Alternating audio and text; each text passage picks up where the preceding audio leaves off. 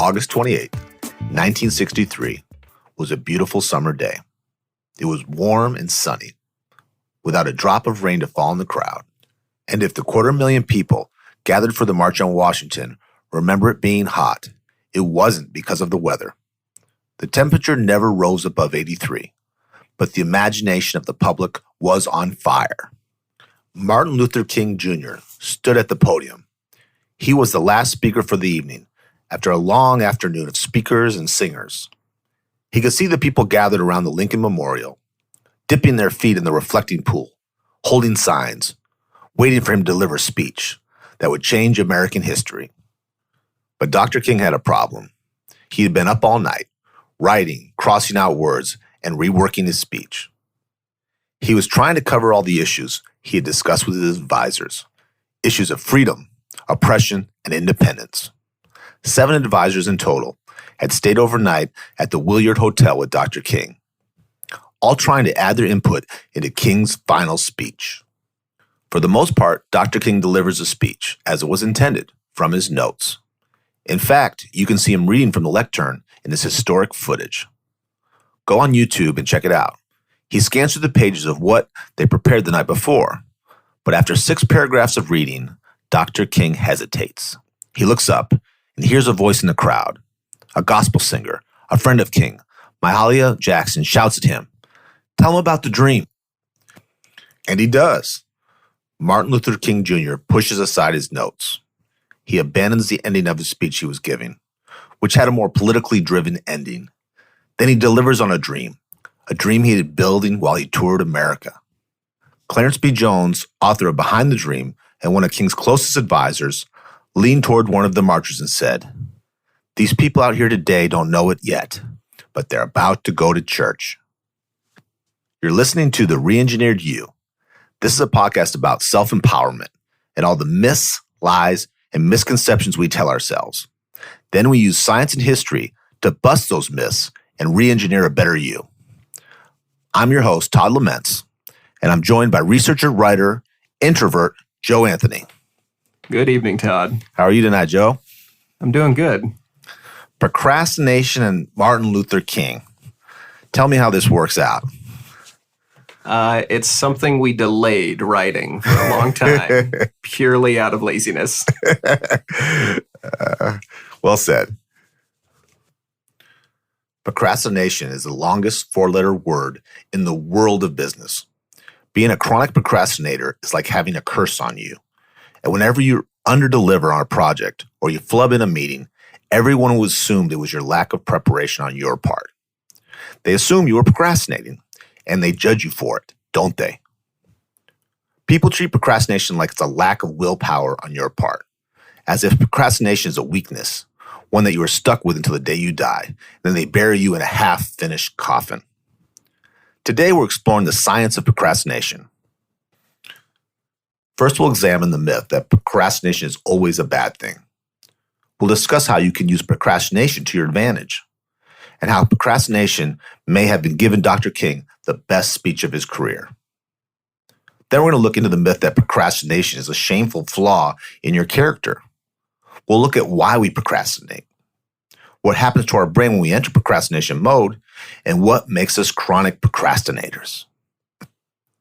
Finally, we'll look at the myth that chronic procrastinators are cursed, and we'll arm you with the tools to overcome procrastination according to the research. But first, Joe's going to tell us how much Dr. King's speech was improvised. So, Todd, I have a question for you. Yes, fire away.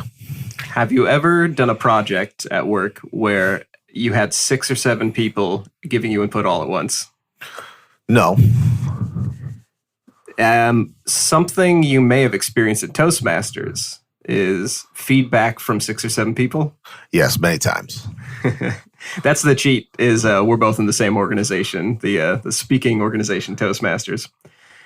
Getting that kind of feedback, the creative feedback from groups of people, it's hard to fit everybody's input.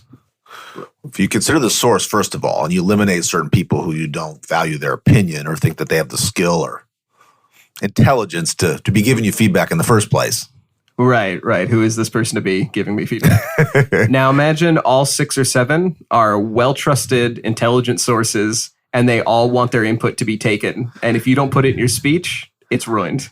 And you need these people because they've gotten you to where you're this public person, and right. these are the best in the business. So you value their opinion. You want them to stick around. I can't imagine that. It's hard with just one person. And with that kind of content, how do you weed out? Exactly. So that's what Martin Luther King did before his big "I Have a Dream" speech. It was him shacked up in a hotel with 6 or 7 advisors. All of them had been with him for parts of his career, had feedback for him, issues politically that they needed him to address in his speech. And he actually got to most of it. He had 6 paragraphs where he spoke on message. And he was not a prompter. I was going to say follow the prompter, but he followed his notes. And then that's when he started rethinking what he was doing. And you can see it in the video. The video is amazing because it doesn't, to the ears, it doesn't feel like a big pause, but you can physically see him change track. And you can't hear the shout of tell him about the dream. But here's the part where I really found in the research that I was the most interested in this type of procrastination, which is a mastered procrastination. He stops, and right before giving the "I Have a Dream" speech, he thinks on what he had spoken about at different rallies. So like one sentence came from a church in Birmingham, Alabama. Another part of his speech, another sentence came from Cobo Hall in Detroit. So like literally chunks of it were brought together from all these different rallies he had attended. From different cultures, different parts of the country that we know are like different countries, right, in our country. Right, exactly. And the words, the very phrase, "I have a dream," it was nowhere in his originally written speech. So that was off the top. It was completely off the top. From one of his sermons. Right. It was from these sermons. And obviously his friends had heard it, clearly. But he had not given that as a full piece yet. I just don't know how he could juggle all those personalities and all that content in such an important speech with so much on the line and the whole world watching. And being the last speaker of the evening means everyone is just, their breath is bated. They're waiting. They're worked up. Yeah, this is the climax of the whole, the movement. Right. So something we're going to get to today is the mastery procrastination versus the sort of lazy procrastination. See, he had practiced those things.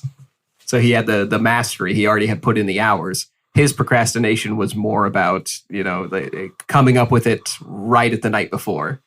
But he had put in the time it took. He had dribbled and shot until he was good at those. So it wasn't procrastination in a way where he could flub it. This makes me look up to him even more when you hear how much work went into it. Right, exactly. That he had gotten so good that he could fit this speech together on the fly and change American history. And we've talked about this on some of our other shows about great leaders who listen to their people that they hire. They don't just have them around as to do things for them, but to take their advice and use them. Right. Calling back to our FDR episode, that's exactly what he did. And it makes me smile to think on that. Dr. King's flavor of procrastination is the best sort of procrastination. He made a split decision, and he improvised using skills he had already mastered. As we'll discover today, the truly negative form of procrastination happens when we delay a task we're unfamiliar with, when we put off a report about something we haven't learned yet, or we delay a chore that requires sweat and labor. That's when procrastination damages the end product. And that brings us to our first myth, that all procrastination is negative. It's hard for me to believe that procrastination can be positive. I personally made some costly mistakes while operating a construction company in Seattle. I got behind on payroll, advertising, and taxes. Instead of being honest and transparent, I hoped, prayed that the problems would just go away. I thought the money would just fall from the sky and all my problems would leave. If I would have just gotten honest and spoke up right away, the damage would have been minimal. Instead, I ended up paying huge fines, huge tax liens, lost all my customers, and lost all my best employees. Procrastination almost put me under. Joe, on the other hand, is going to try to convince me that procrastination can be a good thing. So I am not going to try to convince you to procrastinate on taxes. I don't recommend that to anyone. Don't pay any of your bills and lie and things are going to work out. Right, exactly. There is a positive type of procrastination, and I kind of wanted to point that out before we got to the brain stuff. Okay. Because there is a misconception in procrastination. The difference we're going to be pointing out is our brand of procrastination, the I don't want to do this procrastination. I don't want to. Right, versus the split decision. There was a term coined by Igor Anzov, a business manager, called analysis paralysis. Have you heard of this? No, I'm not. Okay, this has come up in Gladwell's books too. Gladwell has sort of popularized the term, but it basically means if you come into a position where you have a lot of decisions all at once, analysis paralysis can set in. It's the most basic form in marketing is you go to the store, you go to pick up like a box cereal, and you look at the shelf, and there are hundreds of boxed cereals. Okay. A rainbow of colors and different brands, and they're all too sugary. Like you're just picking through the worst, like the best of the worst. And that's a form of analysis paralysis. That's the easiest one to understand. We get into this in business too, where you're given a task that you don't know how to perform it. So you don't know what to do, so you just don't do anything. Right. So or if I'm in the shed and I'm working on, like I'm building furniture, and I don't know how to do something, like I don't know how to make a corner railing or something, I will get analysis paralysis. I'll start doing other things around the task I'm supposed to do. You cover that with a blanket and go do something else that's a lot minimal and that's not going to reach your goal. Yeah, right. I do this all the time. Yeah, mentally, yeah, you stray away from the thing that you don't know how to do. Instead of really troubleshooting and digging in and figuring it out. Right, exactly. There's a quote by Abe Lincoln I want to share, and it's, give me 6 hours to chop down a tree, and I will spend the first 4 sharpening the axe. That really sounds like positive procrastination to me. If you are procrastinating, but because it's analysis paralysis, it's procrastination because you're figuring it out, that's fine. That's actually quite healthy, I think. It's when you procrastinate on something that you know how to do, or you just don't want to figure the path out. And that's when it kind of gets into avoidance. Well, personally, I get the one where people say they're planners. I'm a planner. And what I used to say, most planners that I know, with few exceptions, maybe 2%, are procrastinators. Because they're like carpenters who measure, but they're afraid to cut. Right. Yeah, that's the paralysis part of analysis paralysis. It's I'm going to plan, and what you're really doing is you're stalling. Putting off. Right, exactly. Till 7 doves fly around, the perfect sign, till I'm ready, right? Exactly. Yeah, the golden rule for procrastination is if you're selecting important tasks over dull, if you're going for chores that you are going to figure out and you're still tackling them, you're just delaying while you figure it out, that's positive. Negative is opting to do nothing. It's when you go into paralysis and then you do something else entirely, or you just stall doing it entirely, and that's when it becomes unhealthy. But don't feel bad about that. You have a cure for this, right? We're about to get to that, yes. Okay, since I think I speak for the whole world when I say we all do this sometimes. Yeah. That would be funny, though, if I was, that's the end of the podcast. It's like, and that's well, you seem to be winding down, so I'm like, hey, you better have some more shit over there. No, we are going to have answers. Doing nothing whatsoever can be bad, unless you are mindfully taking time to de-stress and lower your cortisol, like FDR, in which case procrastination could contribute to better health. So let's look at the truly negative version of procrastination. This isn't delaying a task because you're figuring out the steps or waiting to make a split decision. Let's talk about what happens in the brain when you're avoiding the task altogether, when procrastination is keeping you from starting something inevitable, and when you find yourself on the couch, surrounded by filth, even though your in-laws are on their way. Elements of procrastination may be linked to other character flaws, lack of motivation being one of them. But the act of procrastinating itself is a little bit more complicated. Procrastination doesn't happen because your brain becomes dormant and lazy. It's actually an internal battle, which Joe will tell us more about. So I know that we love it in podcasts where I recommend people stop and watch something.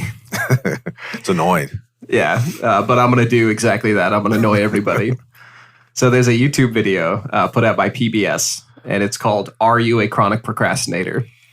And it's about 5 minutes. And if anyone wants to pause it and watch that, I would recommend it. Or listen to my nasally drone because I'm about to explain what they say. So when you procrastinate, two parts of your brain go to war.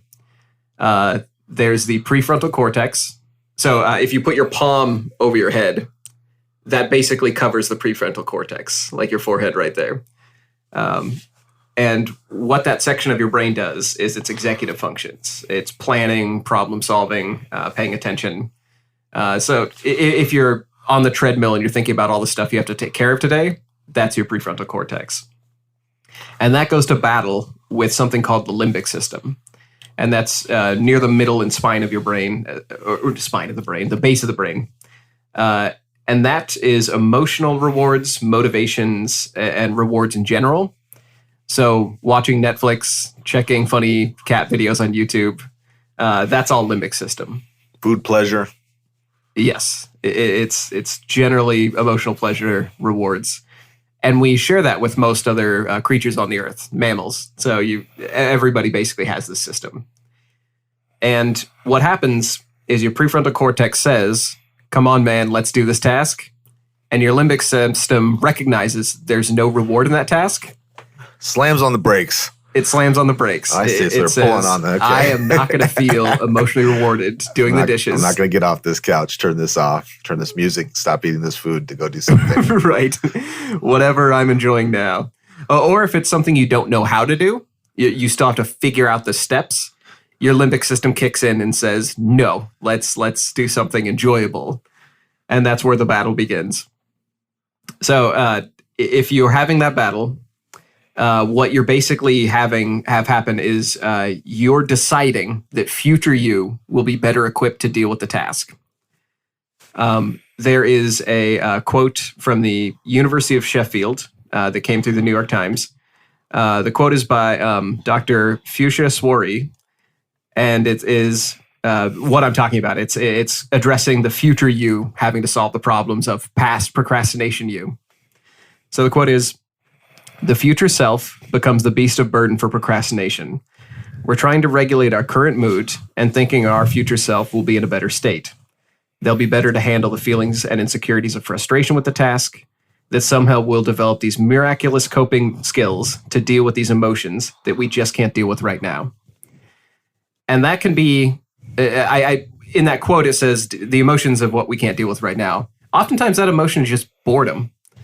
The idea that we're going to have to clean up after work, or that we'll be doing the dishes, and you're procrastinating that dull task. Okay.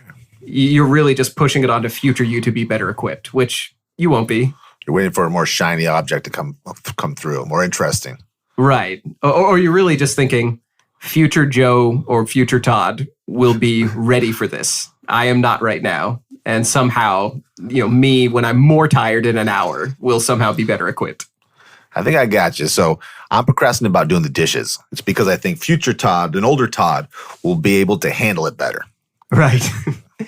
or for me, I have a task that is complex, or it's difficult, or a lot of people have given me feedback on how to do it. And now I've got all this stuff to figure out.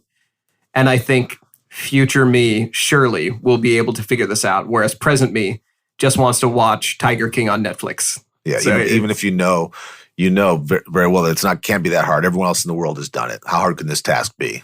Right. But you just don't know where to start, so you. Yeah, so most procrastination comes down to that battle. And they've tested this. There's an article called Why Wait? The Science Behind Procrastination. And they tested this exact theory by giving people puzzles. And people who were procrastinators, they, of course, delayed the puzzles. But when they were told that it was not for points, it was just for fun, and it was just to do it as an enjoyable task, that's when they scored no differently than non-procrastinators. Interesting. So literally when their brains interpret it as something that will be emotionally rewarding, then suddenly they're able to do it, and it's no delay. Now we ask the big question about procrastination. If there's more at stake than doing the dishes, how do we break the procrastination habit? For example, if I need to give a speech tomorrow that will change the history of the civil rights movement, how do I force myself to buckle down? Is there a temporary cure to procrastination? Is there a permanent cure? So I want to share a brief story with you, if you're okay. Yeah. I used to go to the gym at 24 Hour Fitness, and there was a woman there who would get on the treadmill, and every time she got on, she would change the channel for everybody.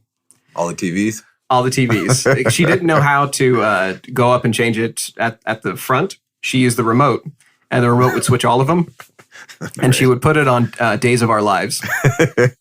And so everyone, and this is a very busy 24 hour. So it's just from the news and Sports Center ESPN that everyone likes to. Right. And we go from Sports Center and news to everybody is, seeing who's cheating on whose twin is evil. And it always made me laugh, but I never complained and no one else did. And I think it's because of this procrastination. I think that everyone realized the value of doing something that rewards your limbic system while you force yourself to do something boring or dull. And that's effectively the first way to break procrastination. Is if your limbic system is looking to be rewarded, that's the way to stop that battle. If your prefrontal cortex is saying, let's do the dishes, let's work out, let's do something good for us, and your limbic system is saying, but what about my emotional reward? Give it to it. Okay. So team it up with something, pair it with something. Yes. Yeah. Podcast while you're doing dishes. Days of Our Lives if you're at the gym. Days of Our Lives for everyone while Soap you're at the gym. Soap operas is what they call. That's probably before your time, but that's what we used to call them. Oh yeah. No, I grew up with soap operas. That was Grandma did not do anything without soap operas going in the background. Hers was General Hospital, so yeah, you can't watch all of them. You got to have your one show. I think. Right. Yeah, it's like picking teams. So that's the first way of breaking procrastination is actually giving your limbic system the reward it wants while you do the task. Now, the second way is going to be a little bit grisly, but we have to talk about it. The same study I was talking about by Dr. Swarry, they mentioned doing visualization and meditation to examine the consequences of not fulfilling a task. So in this, participants were asked to imagine a scenario where they had contracted skin cancer and delayed treatment. And they were asked to focus on how things might have turned out if they didn't delay, and specifically the consequences. So it wasn't just, ooh, how bad is skin cancer? Think about that. It was, they were asked to analyze it, consider what it would look like, what it would feel like, what they would go through, how it would affect their family. So really, when you look at the consequences of procrastination of whatever you're procrastinating, you have to examine it as if you are living through the consequences now. So it gets you in that state of ultimate pain. Yes. And that's for everything you procrastinate. So the very first one is to link it up with a pleasure. Give yourself an immediate reward. And the second one is not just say, oh, things could be bad or I could get in trouble, but it's to live that trouble and act like it already happened. Yes. Our brains are very good at imagining, any problem situation we throw at it. Like that's why we can watch Game of Thrones and be entertained, is because we're living through a White Walker invasion.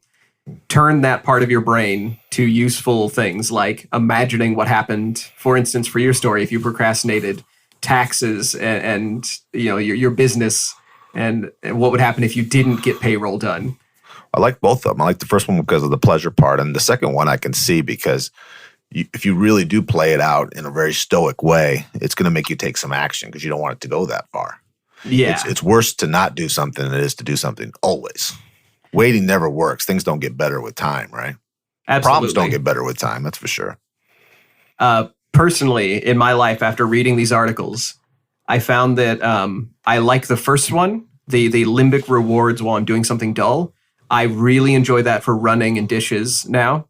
And I like the second one most for tasks that I don't know how to do, and I'm procrastinating because I don't have the knowledge of how to proceed. So imagining the difficulties I will face if I don't do something like taxes, or if I don't do something like updating my medical records or filling a will. I had to procrastinate that one for a while, and I realized that the consequences of not having that set up would be terrible, and people would suffer. So it really comes down to the easy, dull chores. Reward yourself. The difficult things to think about, just imagine the consequences. Well, something that I've never even thought about that you touched on was what's your family going to look like when this problem? And what that means to me is not just the health scare, but the peer pressure of your loved ones. Are they going to look down on you? Are they going to be disappointed in you? Which is something that we don't want to disappoint our loved ones. We don't want to look bad in front of our friends. That's scary. That's the worst thing. It's worse than death. Yes, absolutely. And social pressure is a great motivator, as we know. Absolutely.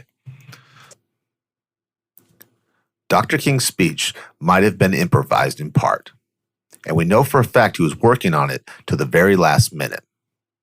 But we also have to consider the mastery Dr. King had over public speaking already. Procrastination and split decisions can result in something wonderful, only if you've already put in the time. The real reason you might be a chronic procrastinator comes down to mood and incentive. Be aware of those tasks that you delegate to your future self. Understand that the future you probably won't be any better equipped to handle these things than the present you. Lastly, if you really want to break your procrastination habits, mindfulness can be your best weapon. Find a way to make tedious tasks more emotionally rewarding. Give yourself a mental treat whenever you're doing a difficult job. Have something to focus on to keep the limbic system from getting bored. And if that isn't enough to get you off the couch, imagine the consequences of not completing the task. Project yourself into a reality where you delayed and the worst thing happened. And weigh that bleak reality against the comfort of sitting on the sofa for another 5 minutes. Thank you for listening to this show. Connect with us, look us up, reengineeredyou.com. And if you have comments or if you want to argue with me about sources or data, please do. Go to the website and you can distract me infinitely. We don't know everything, but we have an opinion on everything. That's right.